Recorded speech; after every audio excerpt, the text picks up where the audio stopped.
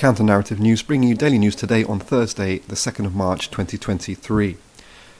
In Palestine, the colonial occupation forces have escalated their rhetoric of violent white supremacy and colonial oppression by means of the comment from the finance minister of the occupying state that is Israel.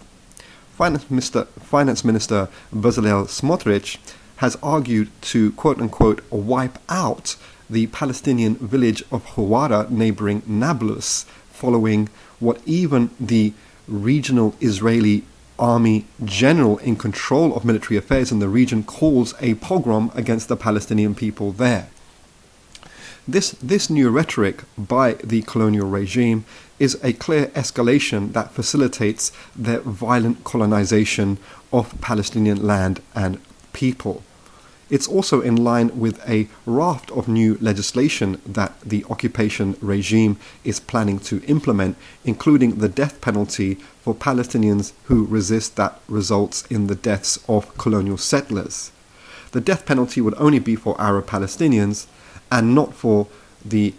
settlers or the colonial forces that killed Palestinians themselves, pointing to the definitive white supremacist colonial occupying nature of the Israeli regime.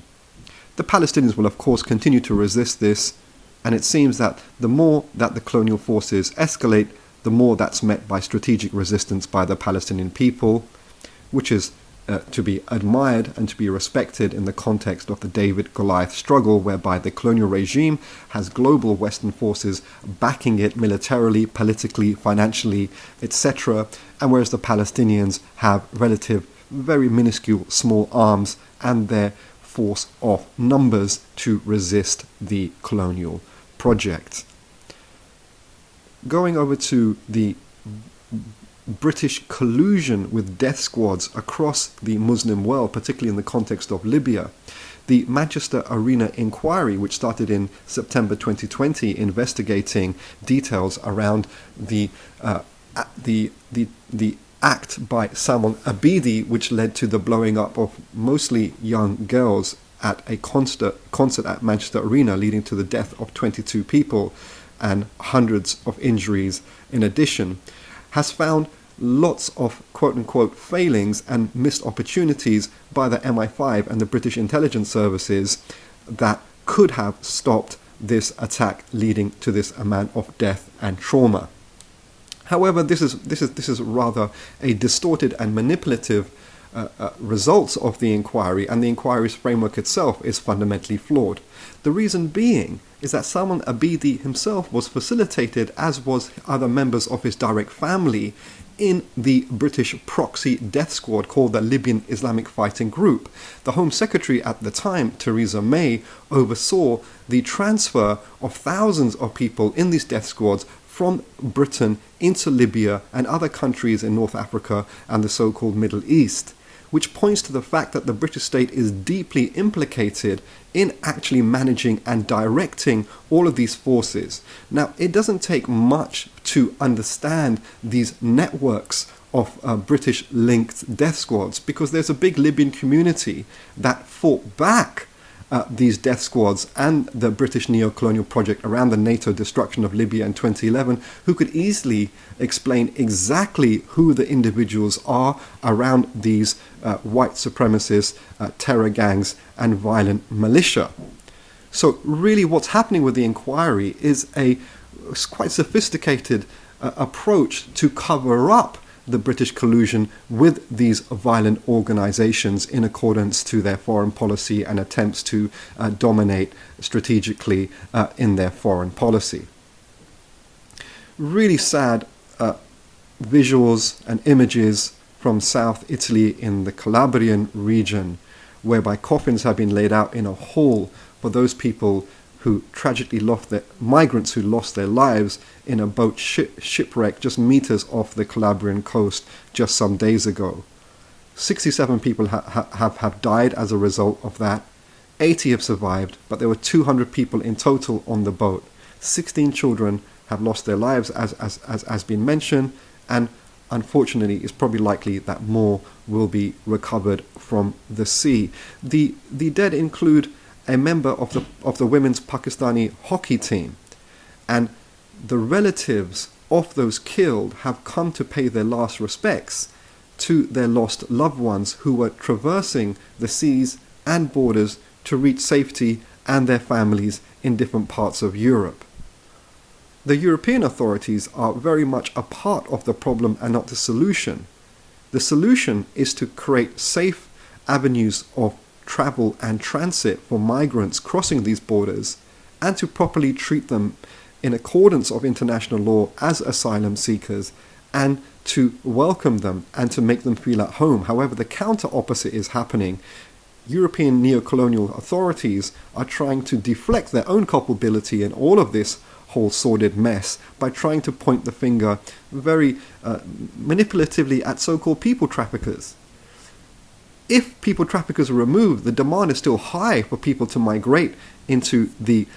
center of global looting and destabilization and conflict. So the demand will still be there. So that is not the problem. The problem is the racist and colonial regime of the border regimes here, and the way in which European states instrumentalize the migrants and the migrant flows for their own racist and divisive interests. Finally, on this day, that's 2nd of March, way back in 1981, the radical black grassroots conducted the historic Black People's Day of Action. This was conducted by a radical black youth movement, the Race Today Collective, and also John LaRose, connected to the New Beacon bookshop and the different projects emerging out of that, including the Black Parents movement. The Black People's Day of Action was following the New Cross massacre in 18th of January 1981, which saw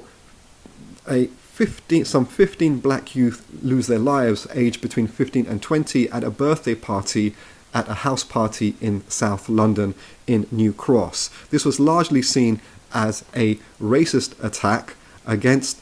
black community at this party, but the police basically not only covered up that racist attack, but treated the survivors with utter racist contempt, leading to a groundswell of militancy at the black grassroots and others, leading to this historic day of action. The reason why this party took place, because still at this moment in time,